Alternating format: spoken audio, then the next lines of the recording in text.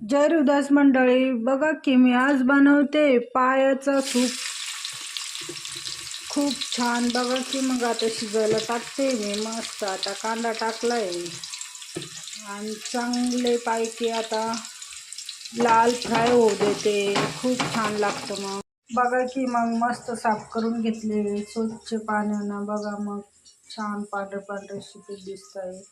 एकदम अशी चकचक धुतली. बघितलं का, अद्रक लसण टमाटर आहे, कांदा आहे, त्याच्यामध्ये थोडं खोबरं याची पेस्ट काढून घेतली. आता हे नाही का कांद्यासोबतच फ्राय करणार मी आणि याच्यामध्ये शिजायला टाकून देणार. बघा मसाले किती भारी फ्राय झाले, खूप छान झाले फ्राय. बघा किती लाल मस्त, इतकी भारी खुशबू येते. त्याच्यामध्ये नाही का आता मी लाल तिखट सोडते.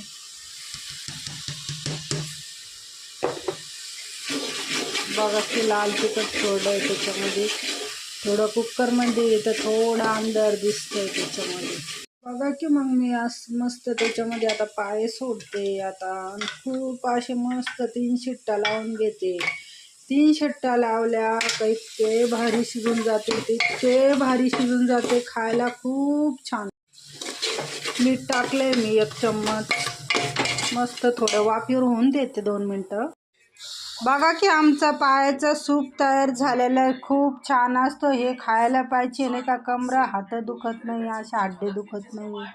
बघा की आमचा स्वयंपाक आता रेडी झालेला आहे. आम्ही आता मस्तपैकी जेवतोय. आता बाय बाय मग.